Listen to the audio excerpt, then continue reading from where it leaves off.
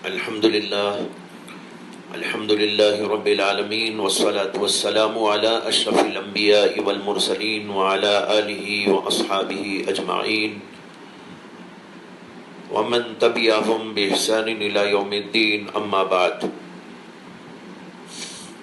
حضرات گرامی قدر، آج ہم بات کرتے ہیں زکوٰۃ کی، جو اسلامی تعلیمات اور احکامات میں سے ایک اہم تعلیم اور اہم حکم ہے. یہ زکوٰۃ اسلامی عبادت میں سے ایک اہم اور محترم بشان عبادت بھی ہے اور مخلوق خدا کی ایک بے لوث خدمت اور سروس بھی ہے.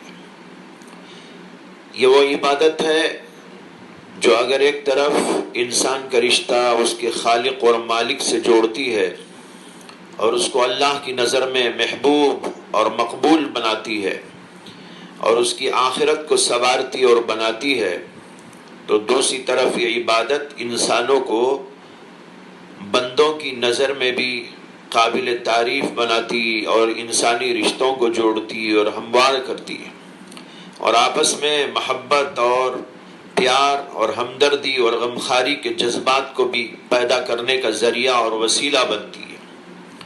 اس لیے زکوٰۃ ایک اسلامی فریضہ بھی ہے اور اخلاقی ذمہ داری بھی ہے.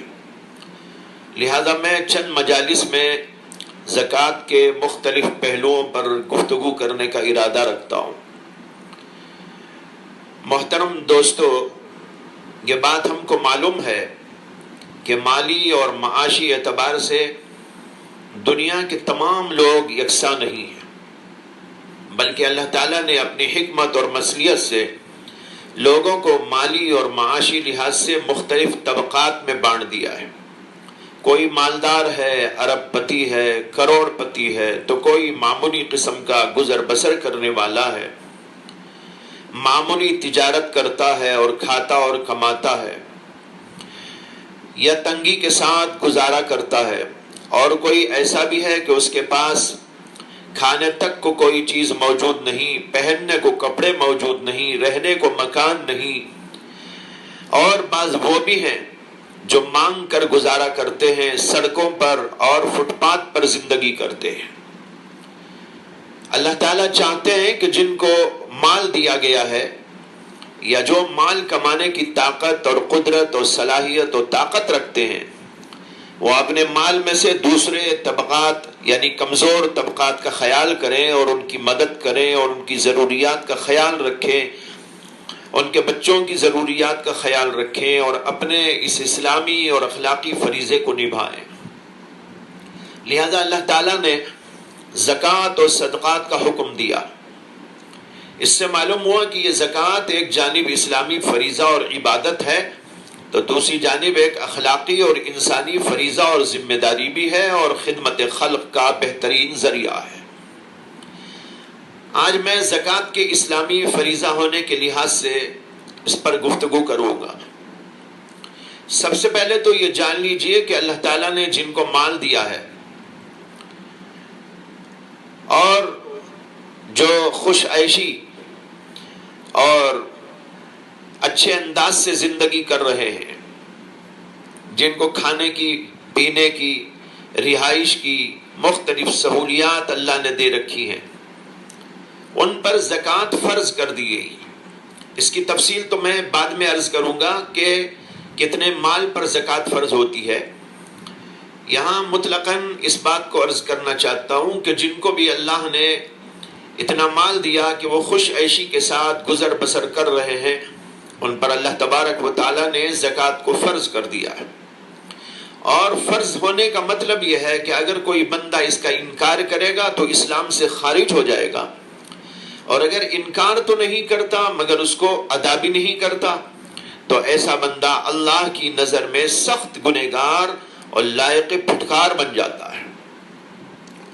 اسلام میں زکوٰۃ کی اہمیت کا اندازہ اس بات سے بخوبی ہو جاتا ہے کہ قرآن مجید میں بے شمار مواقع پر نماز کے ساتھ اس کا بھی ذکر کیا گیا ہے. جب ہم جانتے ہیں کہ نماز کس قدر اہمیت کی چیز ہے تو اسی سے زکوٰۃ کی اہمیت بھی سمجھ میں آ جاتی ہے. قرآن کریم کے اندر اس کی فرضیت کا بار بار اعلان کیا گیا ہے.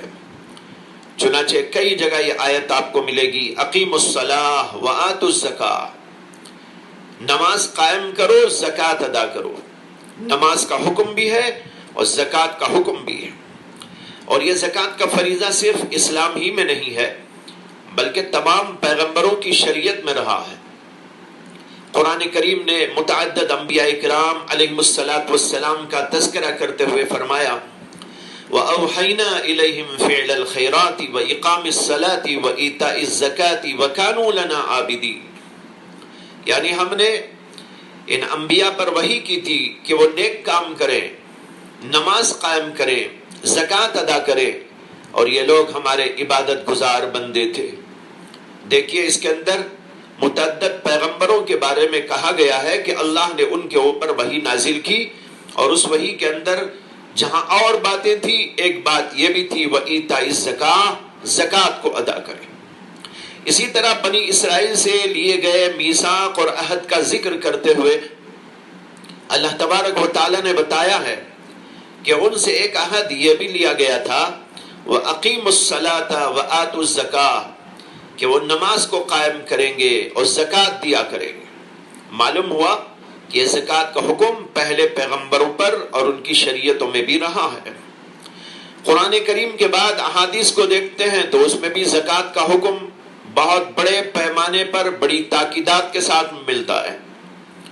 چنانچہ حدیث کے اندر آتا ہے کہ حضرت عبداللہ بن عمر رضی اللہ تعالی عنہ نے روایت کیا کہ رسول اکرم صلی اللہ علیہ وسلم نے فرمایا بنی الاسلام علی خمس، شہادت اللہ الہ الا اللہ وان محمد رسول اللہ واقام الصلاۃ وایتاء الزکاۃ والحج وصوم رمضان.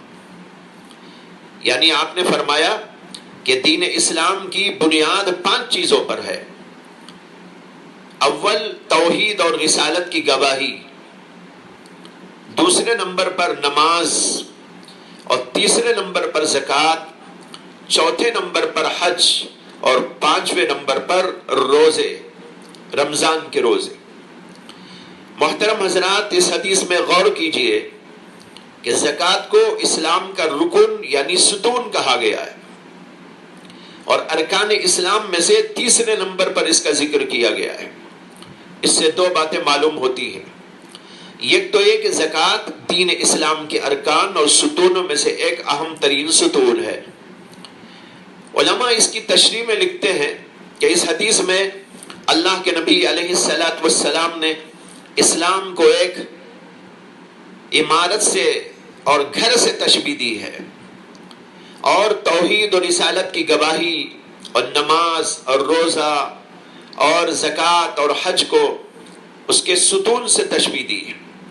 اور یہ بتایا ہے کہ جس طرح عمارت ستونوں پر کھڑی ہوتی ہے، اسی طرح اسلام کی عمارت بھی ان 5 ستونوں پر کھڑی ہوئی. اور اگر یہ سارے ستون گر جائیں گے تو عمارت ہی ڈہ جائے گی، اور اگر اس میں سے 1-2 ستون گر جائیں گے تو اس عمارت کے اندر کمزوری آ جاتی ہے، اور اس کے گرنے کا ہمیشہ خطرہ لگا رہتا ہے. اسی طرح اگر ان 5 ارکان میں سے 1-2 گر جائیں تو آدمی کے اسلام میں کمزوری آ جاتی ہے. یہ بتانے کے لیے اللہ کے نبی علیہ السلام نے اس حدیث پاک کے اندر ارکان کا ذکر کیا، ستونوں کا ذکر کیا، اور ان میں سے ایک ستون زکوٰۃ کو بھی بتایا. دوسرے یہ کہ زکوٰۃ کو تیسرے نمبر پر نماز کے بعد ذکر کر کے اس کی اہمیت کی طرف اشارہ کیا گیا ہے کہ یہ نماز کے بعد سب سے زیادہ اہم ترین اسلامی فریضہ ہے. غرض اس حدیث سے زکوٰۃ کی اہمیت کا اندازہ بخوبی لگایا جا سکتا ہے. اس سلسلے میں دوسری حدیث ہے حضرت عبداللہ بن عباس رضی اللہ تعالی عنہ سے. انہوں نے کہا کہ اللہ کے رسول علیہ السلام نے حضرت معاذ بن جبل رضی اللہ عنہ کو یمن کا قاضی اور وہاں کا حاکم بنا کر بھیجا، اور ان سے فرمایا کہ یمن والوں کو پہلے اس بات کی دعوت دو کہ وہ اللہ کی وحدانیت اور میری رسالت کی گواہی دے. اگر وہ اس بات کو تسلیم کر لیتے ہیں تو ان کو بتانا کہ اللہ تعالیٰ نے ان پر 5 وقت نمازیں فرض کی ہیں دن اور رات میں، اور اگر وہ اس کو مان لے تو پھر ان کو یہ بتاؤ کہ اللہ تبارک و تعالیٰ نے ان پر ان کے مالوں میں زکوٰۃ فرض کی ہے جو ان کے مالداروں سے وصول کر کے ان کے غریبوں میں تقسیم کی جائے گی۔ اس حدیث سے معلوم ہوا کہ زکوٰۃ بڑا اہم ترین فریضہ ہے، اور مسلمان جہاں نماز اور دیگر اہم ترین عبادات کی طرف توجہ دیتا ہے اور اس کو دینا ہے، وہیں پر زکوٰۃ کی طرف بھی بہت خاص توجہ دینے کی ضرورت ہے۔ جب زکوٰۃ کا حکم اس قدر تاکیدی ہے تو زکوٰۃ کی ادائیگی میں کوتاہی کرنا ایک بڑا گناہ قرار دیا گیا، اور زکوٰۃ میں کوتاہی کرنے والوں کے خلاف سخت وعیدیں نازل فرمائی گئی۔ قرآن کریم کے اندر سورہ توبہ میں فرمایا گیا ہے والذین یکنزون الذھب والفضہ ولا ينفقونها في سبيل الله فبشرهم بعذاب أليم يوم يحمى عليها في نار جهنم فتكوى بها جباههم وجنوبهم وظهورهم هذا ما كنزتم لأنفسكم فذوقوا ما كنتم تكنزون۔ اللہ اکبر۔ فرماتے ہیں کہ جو لوگ سونا اور چاندی جمع کر کے رکھتے ہیں اور اس میں سے اللہ کے راستے میں خرچ نہیں کرتے، انہیں دردناک عذاب کی خبر سنا دیجئے جو اس دن ہوگا جب ان کے مالوں کو دوزخ کی آگ میں تپایا جائے گا، گرم کیا جائے گا، اور پھر ان کی پیشانیوں کو اور ان کے پہلوؤں کو اور ان کی پشتوں کو داغا جائے گا، اور ان سے کہا جائے گا کہ یہ ہے وہ مال جس کو تم جمع کر کے رکھتے تھے، اب اس کا مزہ چکھو، فذوقوا ما کنتم تکنزون، جو تم جمع کرتے تھے، مال کا خزانہ بناتے تھے، آج اس کا مزہ چکھ کر دیکھو۔ ایک حدیث میں آتا ہے اس آیت کریمہ کی تفسیر میں کہ نبی اکرم صلی اللہ علیہ وسلم نے فرمایا کہ جو شخص سونے اور چاندی کا مالک ہو مگر وہ اس کا حق یعنی زکوٰۃ ادا نہ کرے تو قیامت کے دن اس کے لیے آگ کی تختیاں بنائی جائیں گی۔ آگ کی تختیوں کا مطلب یہ ہے کہ وہ سونے اور چاندی کی تختیاں دوزخ میں گرم ہو کر آگ کی تختیاں بن جائیں گی، ان کو دوزخ کی آگ میں تپایا جائے گا، پھر ان تختیوں سے اس کے پہلو کو، پیشانی کو اور پیٹھ کو داغ دیا جائے گا، پھر جب یہ تختیاں ٹھنڈی ہو جائیں گی تو پھر ان کو گرم کیا جائے گا اور پھر اس کو داغ دیا جائے گا، اور یہ سب کچھ اس دن ہوگا جس کی مقدار 50,000 سال کے برابر ہے، یعنی قیامت کا دن۔ پھر لوگوں کے درمیان فیصلہ کیا جائے گا تو کوئی جنت کی طرف جائے گا اور کوئی جہنم کی طرف جائے گا۔ اس حدیث کی تشریح کے اندر مشہور شارح حدیث علامہ قطب الدین دہلوی لکھتے ہیں کہ اس حدیث میں اشارہ ہے کہ قیامت کے دن میدان حشر میں دوسری مخلوق خدا تو حساب اور کتاب میں مشغول ہوگی، اور وہ لوگ جنہوں نے زکوٰۃ ادا نہیں کی تھی وہ عذاب میں مبتلا ہوں گے۔ ایک اور جگہ سورہ ہمزہ میں اللہ تبارک و تعالیٰ نے زکوٰۃ نہ دینے والوں کا ذکر کرتے ہوئے فرمایا ہے، اور یہ سورت بچوں کو یاد ہے۔ اللہ تعالیٰ کہتے ہیں وَيْلٌ لِكُلِّ هُمَزَةٍ لُمَزَةٍ الَّذِي جَمَعَ مَالًا وَعَدَّدَهُ يَحْسَبُ أَنَّ مَالَهُ أَخْلَدَهُ كَلَّا لَيُنبَذَنَّ فِي الْحُطَمَةِ وَمَا أَدْرَاكَ مَا الْحُطَمَةُ نَارُ اللَّهِ الْمُوقَدَةُ الَّتِي تَطَّلِعُ عَلَى الْأَفْئِدَةِ۔ غور سے سنیں کہ اللہ تعالیٰ کیا فرما رہے ہیں۔